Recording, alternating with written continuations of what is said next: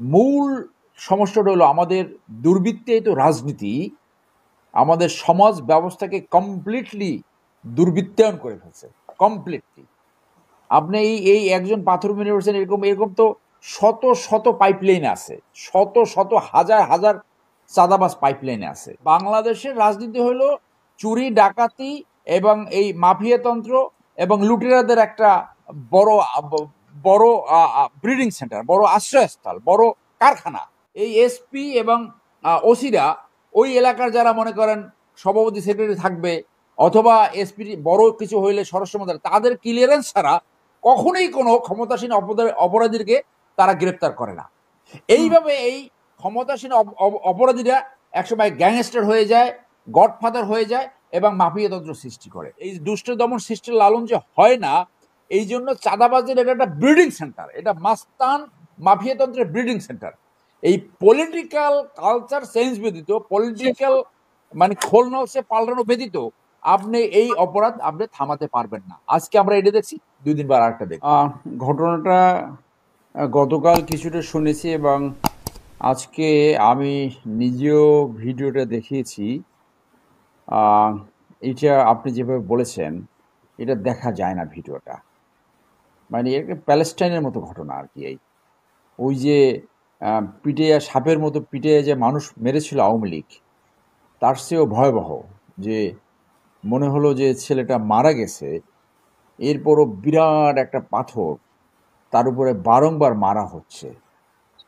So এবং কেউ চাঁদাবাজ যারা ভিডিও করছে তারাও তো ভিডিও করছে, কিন্তু এসে ধরছে না কেউ। হ্যাঁ, কেউ বাঁচাতে যায় নাই এবং আমি যতটুকু দেখেছি তখনও একটু বেঁচে ছিল। ওই পুলিশ যেমন তার তার এপিসি থেকে একটি ছেলেকে সাভারের ওইদিকে যে গুলি করে প্রথম রাস্তার উপরে ঠেলে ফেলে দিয়েছিল, তারপরে ডিভাইডার ক্রস করে অন্য পাশে হলে তখনও ছেলেটা বেঁচে ছিল। তো এই ছেলেটা দেখলাম যে 2-1 বার তার হাত পা নাড়াচ্ছে আর কি, মানে মৃত্যুর হয়তো কয়েক মিনিট আগে অথবা কয়েক সেকেন্ড আগের সেই ভিডিওটা আমাদের সামনে আসছে। এবং এইটা নাম আসছে একটা পলিটিক্যাল পার্টির একটা অঙ্গ সংগঠনের সদস্য। সো সেই জন্য আমি বলছি এমন একটা খবর শুনছি, আমি খবরে নিজে দেখি নাই যে এইটা তাকে 4-5 জন নাকি গ্রেপ্তারও করা হয়েছে। সো আপনি 4-5 জন, 2 জন গ্রেপ্তার করেছে। এই জিনিসটা বারংবার কেন ঘটে? অনেকগুলো কারণ রয়েছে এগুলো ঘটার। যে মূল সমস্যাটা হলো আমাদের দুর্বৃত্তায়িত রাজনীতি আমাদের সমাজ ব্যবস্থাকে কমপ্লিটলি দুর্বৃত্তায়ন করে ফেলছে, কমপ্লিটলি। আপনি এই একজন পাথর মেরে উঠছেন, এরকম এরকম তো শত শত পাইপলাইন আছে, শত শত হাজার হাজার চাঁদাবাজ পাইপলাইনে আছে। যার জন্য আমি আমার ফেসবুকে আমি আরেকটা বড় স্ট্যাটাস দিয়েছি যে এইগুলো কেন ঘটে। এর একটা বড় কারণ হলো দুর্বৃত্তায়িত রাজনীতি। কারণ রাজনীতিতে অনেক নেতা, হাতে গোনা চরিত্রবান নেতা আপনি পাবেন, সেইটা বাদে যে তারাই এই সমস্ত গুন্ডা মাস্তান দিয়ে চাঁদাবাজি করায় এবং চাঁদাবাজির ভাগ পায়। পুলিশের একটা অংশ যারা এই ক্ষমতাসীনদের যারা চাঁদাবাজ করে তাদেরকে আশ্রয় দেয়, প্রশ্রয় দেয়, লালন পালন করে। মনে করেন এই ঢাকা শহরে ফুটপাতের চাঁদাবাজরা কে পালে? মূলত পুলিশ।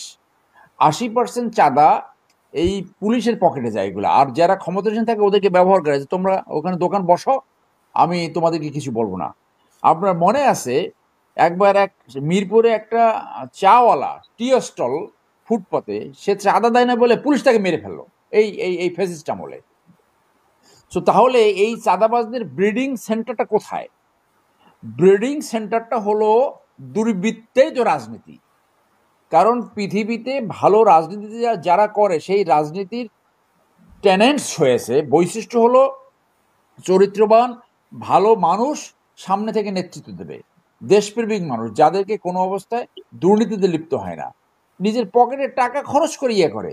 আর বাংলাদেশের রাজনীতি হলো চুরি ডাকাতি এবং এই মাফিয়াতন্ত্র এবং লুটেরাদের একটা বড় বড় ব্রিডিং সেন্টার, বড় আশ্রয়স্থল, বড় কারখানা। যার জন্য আপনি এই 5 তারিখের পরে এমন উদাহরণ আছে এই আমার জেলায় যে রিক্সায় চড়তে পারতো না, হঠাৎ করে কোটি টাকার জমি কিনে ফেললো এই 11 মাসের ভিতরেই, আপনার অর্ধ কোটি টাকার গাড়ি, এবং এর সংখ্যা কিন্তু বেশি না, 1 ডজন। এই যে ভালো যারা দলের যারা চরিত্রবান এবং ভালো যারা সদস্য এবং নেতা, তারা লজ্জিত হইয়া অনেকে হয়তো নালিশ জানায়, কিন্তু এই নালিশে তো কোনো রেজাল্ট আসে না। আপনি দেখেন রাজনৈতিক দলের ভিতরে কোনো নালিশ দিয়ে কোনো তদন্ত হয়েছে, কোনো ব্যবস্থা নিয়েছে, এরকম কোনো উদাহরণ আমার জানা নাই। হয়তো একটা লোক দেখানো অনেক সময় আপনার এক্সপেল করে, ওখান থেকে আবার ফেরত আসে। আমার এই বাগেরহাট জেলার একটা মেয়ে আমার কাছে আসছিল, সেই মেয়েটা মানে তার পরিবার নিয়ে কেঁদে যে তার এই 5ই আগস্টের পরে তার ঘের দখল করছে এই যুব দলের কেউ বা কেউ। সে সব জায়গা নালিশ জানাইছে, এমন কোনো জায়গা নাই যেখানে নালিশ জানায় নাই, বাট নো রেমেডি। ওই নালিশ জানাইলেই খুঁজে বাইর করে যে ওই পরিবারের একজন ওই ফ্যাসিস্টের লোক ছিল বা আওয়ামী লীগের লোক ছিল। তার মানে হলো আমরা এখানে মামুন ভাই আছে, কর্নেল দিদার স্যার আছে, তো আমরা দুইজন সুপ্রিম কোর্টের লয়ার। আমি তো বাংলাদেশের এরকম কোনো আইন জানি না যে আওয়ামী লীগ, জামাত অথবা হেফাজত করলেই বা যারা ফ্যাসিস্টের সহযোগী ছিল তাদেরকে মানে তাদের জমি দখল করা যাবে, ঘর দখল করা যাবে, রেপ করা যাবে, এইগুলো করা যাবে, এরকম তো কোনো আইন আমার জানা নাই। অপরাধ করলে তাকে গ্রেপ্তার করে আইনের সম্মুখীন করতে হবে, এবং অপরাধ যদি না করে সে নাগরিকের সমস্ত অধিকার ভোগ করবে, সমস্ত অধিকার সে এনজয় করবে। কিন্তু এই যে পুলিশের কথা বলছিলাম, পুলিশ করে কি, আমার জেলায় আমার উপরে গাড়ির হামলা হয়েছিল 2বার, 3বার আমার উপর হামলা হয়েছে 2010 থেকে 2018 সালের ভিতরে। সো আমি সেই সময় মামলা করতে পারি নাই। আমি এই 5ই আগস্টের পরে মামলা করতে গেলাম, পিরোজপুর থানায় একটা ওসি ছিল সদর থানায়, সে এখন বদলি হয়ে গেছে। ওইখানে একটা হামলায় বিএনপির একটা লোক এটার মদত জুগিয়েছে, তার নামটা আসাতে, তাও বর্ণনায় আসামি হিসেবে না, বর্ণনায় তার নামটা আসছে, সেই মামলা সে নেবেই না। আমি এসপি সাহেবের সাথে কথা বললাম, ডিআইজির সাথে কথা বললাম, বললো এসপি সাহেব বলে একটু চেঞ্জ করে দেন। আলটিমেটলি এই মামলা বসাতে আমার সেইটা চেঞ্জ করতে হয়েছে।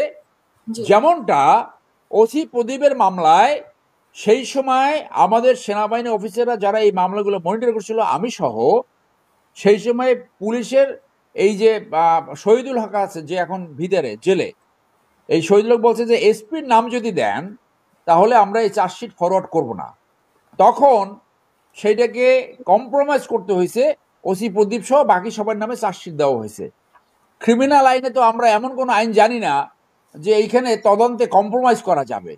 সেই এসপি যদি ওসি প্রদীপকে মনিটর করত তাহলে 203 জন লোকের প্রাণ যেত না, এবং সেখানে কারা নিহত হয়েছে সব মুসলমান।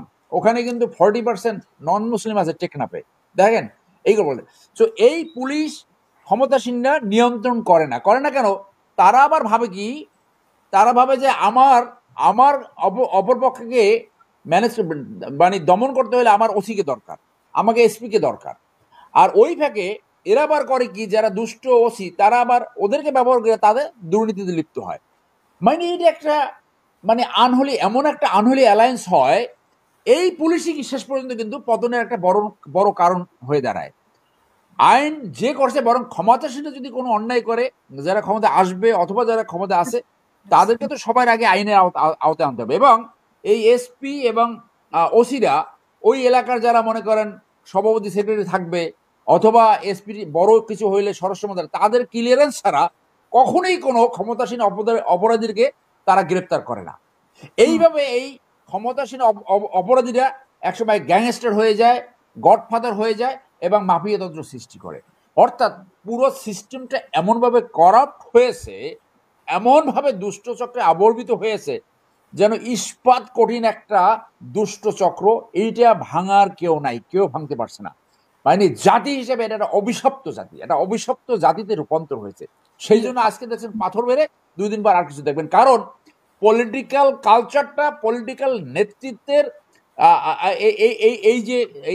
এই দুষ্ট দমন সৃষ্টির লালন যে হয় না, এই জন্য চাঁদাবাজের এটা একটা ব্রিডিং সেন্টার, এটা মাস্তান মাফিয়াতন্ত্রের ব্রিডিং সেন্টার। এই পলিটিক্যাল কালচার চেঞ্জ ব্যতীত, পলিটিক্যাল মানে খোলনলসে পাল্টানো ব্যতীত আপনি এই অপরাধ আপনি থামাতে পারবেন না। আজকে আমরা এটা দেখছি, 2 দিন পর আরেকটা দেখবো।